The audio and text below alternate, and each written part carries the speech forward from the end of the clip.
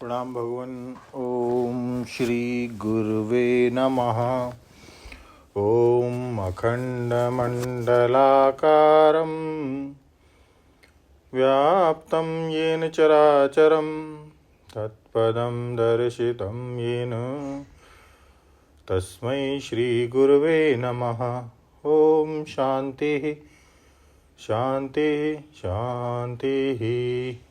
ओम ब्रह्म ज्ञान और इसकी साधना द्वारा स्वामी खंडानंद सरस्वती जी महाराज द्वारा भगवान कल स्वामी जी के उपनिषद मंत्र की व्याख्या कर रहे थे कि यद वाचा अन अभ्युदितम येन वाग अभ्युदते यन मनसा न मनुते येन आहुर मनोमतम तदेव ब्रह्म त्वं विद्धि न इदम यद इदम उपास्ते। समझ कहते हैं देश, काल और वस्तु और इनकी कल्पना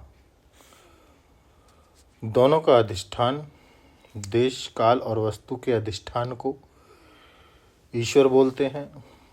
तत्पदार्थ और देश, काल, वस्तु की कल्पना के अधिष्ठान को बोलते हैं आत्मा। त्वम पदार्थ, परंतु कल्पित जो वस्तु होती है वह तो कल्पना के अधिष्ठान में ही रहती है, अन्य अधिष्ठान रूप ईश्वर में रहती ही नहीं। इसलिए असल में यह जो कल्पना का अधिष्ठान है वही देश, काल, वस्तु का भी अधिष्ठान है। इसलिए यही अविनाशी है, यही परिपूर्ण है और यही अद्वितीय है। क्योंकि जो कल्प्य पदार्थ होता है उस कल्प का अधिष्ठान भी कल्प्य होता है। इसलिए कल्प का अधिष्ठान वही होता है जो कल्पना का अधिष्ठान होता है। तो असल में देश और काल और वस्तु के अधिष्ठान के रूप में जिस अन्य तत्व पदार्थ की हम कल्पना करते हैं वह अज्ञान से विरक्त है।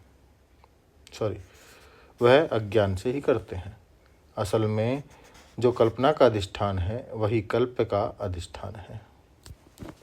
इसलिए देश की कल्पना से ही नहीं, देश से भी बड़ा, काल की कल्पना से ही नहीं, काल से भी बड़ा, वस्तु की कल्पना से ही नहीं, वस्तु से भी बड़ा कौन कि यह अपना स्वरूप है।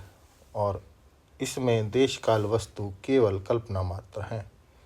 तो सूक्ष्मत्वात् तद्विज्ञेयं दूरस्थम च अंतिके च तत्। सूक्ष्मता की परावधि होने के कारण यह ब्रह्म अविज्ञेय है और ग्राह्य ग्राहक भाव की कसौटी पर दूरबीन खुर्दबीन विषय नहीं होता। बोले तर्क से मानेंगे, युक्ति से मानेंगे, विचार से मानेंगे, तो क्या विचार के पेट में परमात्मा समाएगा? श्रद्धा में कहाँ से परमात्मा आवेगा? अरे भाई, वह तो विचार के पेट में भी नहीं समाता, तर्क के पेट में भी नहीं समाता, श्रद्धा के पेट में भी नहीं समाता।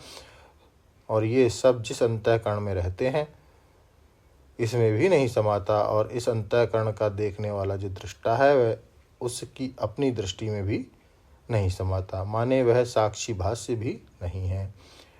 विदेश में एक बहुत मशहूर महात्मा दार्शनिक थे।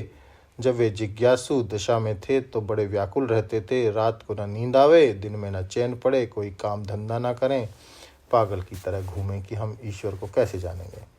श्रद्धा से जाने की, तर्क से जाने की, विचार से जाने की वृत्ति का विषय हो कि हम ही देख लें इसको, हम अपने आप को ही देख लें। बड़े व्याकुल, पर दिखे कुछ नहीं। एक रात नींद नहीं आई, सवेरे उठे, समुद्र के किनारे गए तो ईश्वर की क्या लीला। एक बालक वहाँ छोटा सा कटोरा लिए व्याकुल बेचैन रो रहा था। उन्होंने पूछा, बच्चे क्या चाहिए तुम्हें?